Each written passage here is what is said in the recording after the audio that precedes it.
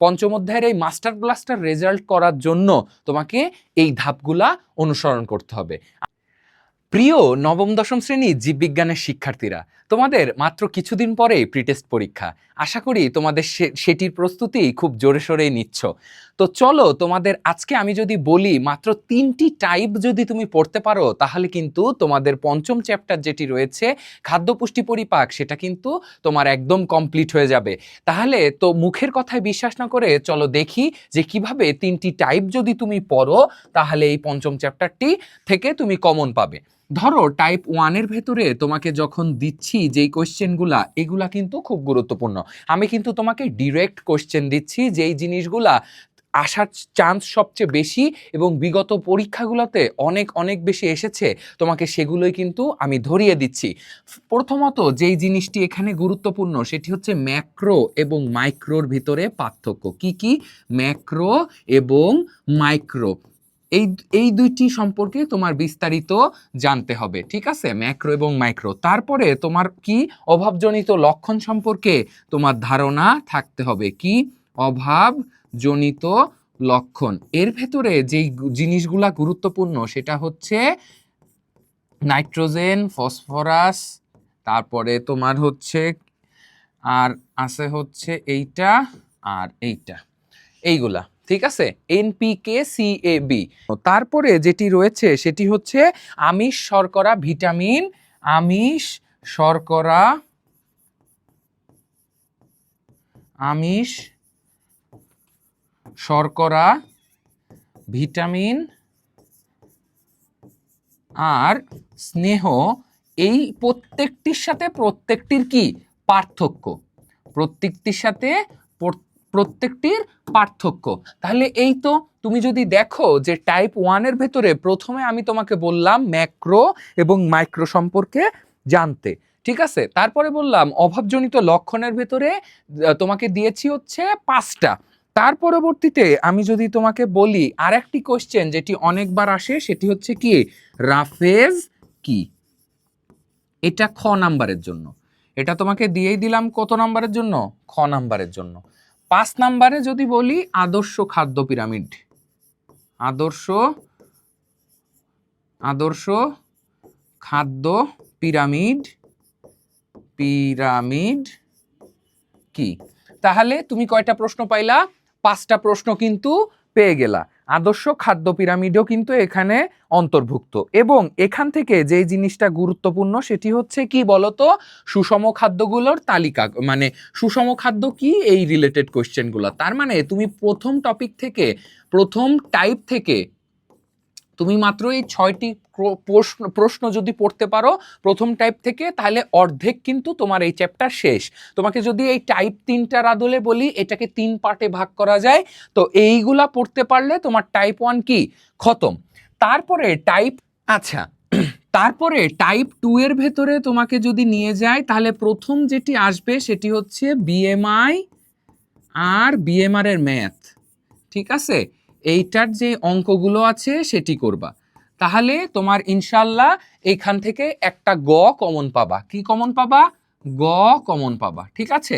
তাহলে টাইপ 2-র ভেতরে প্রথমে কি বিএমআই, বিএমআর এর অঙ্ক কমন পাবা গতে।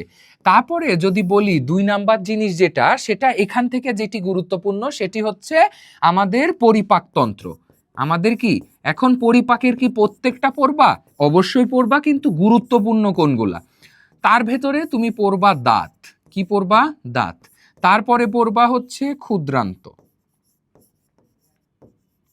তারপরে পড়বা হচ্ছে বৃহদান্ত্র, ঠিক আছে? তারপরে তুমি পড়বা হচ্ছে যকৃৎ। এগুলা হচ্ছে খুব খুব খুব কিন্তু গুরুত্বপূর্ণ। পরিপাকতন্ত্রের ভেতরে যদি বলি তাহলে এগুলা কিন্তু খুব খুব খুব গুরুত্বপূর্ণ, ঠিক আছে? তার পরবর্তীতে যেটি এইখানে আসবে সেটি হচ্ছে খাদ্য পরিপাক, ঠিক আছে? খাদ্য পরিপাকের যে প্রসেসটা রয়েছে সেখানে তোমার কোনটা গুরুত্বপূর্ণ? সেইখানে তোমার যেটি গুরুত্বপূর্ণ সেটা হচ্ছে পাকস্থলিতে পরিপাক আর ক্ষুদ্রান্তে পরিপাক। পাকস্থলিতে আর ক্ষুদ্রান্তে, ক্ষুদ্রান্তে তাহলে তুমি বুঝতে পারছো যে এখান থেকে যদি তুমি 3টি জিনিস পড়ো তাহলে কিন্তু হয়ে যাবে। বিএমআই বিএমআর এর অঙ্কটি করবা, তারপরে খাদ্য, ওইখানে পরিপাকতন্ত্র দেখছো যে দাঁত রয়েছে, ক্ষুদ্রান্ত রয়েছে, বৃহদান্ত্র রয়েছে, যকৃৎ রয়েছে, এবং একই সাথে তোমাকে আমি বললাম পরিপাক ক্রিয়ার ভেতরে পাকস্থলীতে এবং ক্ষুদ্রান্তে পরিপাকের যে বিষয়টি রয়েছে সেটি কিন্তু তোমাকে অবশ্যই অবশ্যই কি পড়তে হবে। তাহলে টাইপ 1 এর তুমি পড়লা হচ্ছে এখান থেকে টাইপ 1 এগুলা ম্যাক্রো মাইক্রো পার্থক্য লিখে দিই, ম্যাক্রো মাইক্রোর পার্থক্য এবং বিবরণ সেটি যদি পড়লা, তারপরে এনপিকে সিএবি আর সালফারটা বাদ গেছে এস, এনপিকে সিএবি এস আমিষ শর্করা ভিটামিন স্নেহের পার্থক্য পড়বা। ঠিক আছে, পার্থক্য পড়তে গেলে একটা চার্ট বানাবা, চার্ট বানায় কি করবা সবগুলা কিন্তু এভাবে বসায় দিবা। ঠিক আছে, এবং রাফেস কি সেটা দেখতে পারো, আদর্শ খাদ্য পিরামিড কি সেটা দেখতে পারো, সুষম খাদ্য কি সেটাও তোমাকে বুঝতে হবে। এটাও কিন্তু ক্ষয়ের জন্য ইম্পর্টেন্ট, সুষম খাদ্য। তাহলে তুমি এখানে টাইপ 2ও দেখতে পারলা। এখন যদি আমি বলি টাইপ 3-র ভেতরে রয়েছে তোমার কি কি, টাইপ 3-র ভেতরে রয়েছে সব ঘ নাম্বারের উপাদান, টাইপ 3-র ভেতরে রয়েছে সকল কি ঘ নাম্বারের উপাদান, সেটা হচ্ছে রোগ সমূহ। যদি এক কথায় বলি রোগ সমূহ। এখন রোগ সমূহ বলতে কি বোঝায়, মানে কোন রোগগুলা পড়বো, সেটা হচ্ছে তুমি পড়লা হচ্ছে অ্যাপেন্ডিসাইটিস, এটা পড়লা। ঠিক আছে, অ্যাপেন্ডিসাইটিস। তারপরে পড়বা হচ্ছে গলগণ্ড, গলগণ্ড। তারপরে পড়বা হচ্ছে আলসার, যেটাকে তোমাদের বইয়ে পেপটিক আলসার বলছে। তারপরে তুমি যেটা পড়বা সেটা হচ্ছে, তারপরে যেটা পড়বা হচ্ছে ডায়রিয়া। তারপরে যেটা পড়বা হচ্ছে ডায়রিয়ার পরে পড়বা হচ্ছে রিকেটস। তোমার অনেকগুলা রোগের ভেতর থেকে এগুলা দিচ্ছি, রিকেটস। আর সর্বশেষে তুমি যেটা পড়তে পারো সেটা হচ্ছে রক্ত শূন্যতা,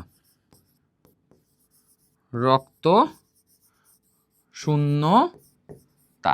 এখন 3টি টাইপ হয়ে গেল, এটি তোমার সব সময় থাকবে কিসের জন্য, ঘয়ের জন্য। ঠিক আছে, অ্যাপেন্ডিসাইটিস গলগণ্ড। এর ভেতরে যদি বলি এটা খুব ইম্পর্টেন্ট, এর ভেতরেও দেখো ইম্পর্টেন্ট গুলির ভেতরেও ইম্পর্টেন্ট যদি করে দিই এটা 3 স্টার অ্যাপেন্ডিসাইটিস। Ulcer 3 star. ঠিক আছে, আলসার কি 3 স্টার। তারপরে হচ্ছে এইটা 2 স্টার রক্ত শূন্যতা, রিকেটস 2 স্টার, ডায়রিয়া 1 স্টার। ঠিক আছে, গলগণ্ড 1 স্টার। তাহলে ইম্পর্টেন্টের ভেতরেও যদি ইম্পর্টেন্ট দিয়ে দিই, এটা হচ্ছে তোমার কি ঘ নাম্বারের জন্য ইম্পর্টেন্ট এগুলি। তাহলে ঘয়ের জন্য এটি দিলাম, তারপরে এটি গয়ের জন্য দিয়েছি, পরিপাক যেটি দিয়েছি এগুলা সব কিসের জন্য দিয়েছি, গয়ের জন্য দিয়েছি। এটাও কি গয়ের জন্যই দিয়েছি। ঠিক আছে, গয়ের জন্য দিয়েছি। তারপরে যদি বলি ম্যাক্রো মাইক্রোর পার্থক্য, এটা গ এবং তারই সাথে সাথে খ দুইটির জন্যই গুরুত্বপূর্ণ। অভাবজনিত লক্ষণ এটা গয়ের জন্য অথবা কিছু কিছু জায়গায় ক্ষয়ের জন্য গুরুত্বপূর্ণ। এই পার্থক্যটা গয়ের জন্য, কিসের জন্য, গয়ের জন্য। আদর্শ খাদ্য পিরামিড কি, এই জিনিসগুলা হচ্ছে কয়ের জন্য অথবা ক্ষয়ের জন্য। ঠিক আছে, রাফেস কি ক্ষয়ের জন্য, সুষম খাদ্য ক্ষয়ের জন্য। তাহলে তুমি যদি একটু মানে মনোযোগ সহকারে আমার সম্পূর্ণ সাজেশনটি দেখে থাকো, তাহলে এই 3টি টাইপ তুমি যদি পড়ো, এই 3টি টাইপ পড়লে তুমি কিন্তু নিশ্চিতভাবে 3টি টাইপ পড়লে কি শেষ, পঞ্চম অধ্যায়ে একটা মাস্টার ব্লাস্টার রেজাল্ট তুমি কিন্তু করতে পারবা।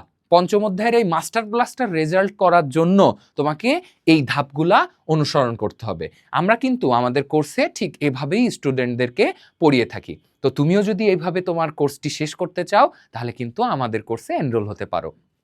পড়াশোনা শেষ করতে চাইলে আমাদের কোর্সে এনরোল করতে পারো। এনরোল করার জন্য তুমি কিন্তু যোগাযোগ করতে পারো আমাদের হোয়াটসঅ্যাপ নাম্বারে অথবা ফেসবুক পেজের যে মেসেঞ্জার রয়েছে সেখানে। তোমরা যদি এনরোল করে ফেলো তাহলে অবশ্যই অবশ্যই তোমাদের সাথে দেখা হবে কোনো না কোনো একটা লাইভ ক্লাসে। ততদিন তোমরা সবাই খুব ভালো থাকো, সুস্থ থাকো এবং অবশ্যই অবশ্যই প্রিপারেশান নিতে থাকো, যেহেতু সামনে প্রি টেস্ট এক্সামিনেশান। তো সবার জন্য শুভকামনা রইল এবং অবশ্যই ক্লাস বেলের সাথেই থাকবে বলে আশা করি। সবাইকে আসসালামু আলাইকুম।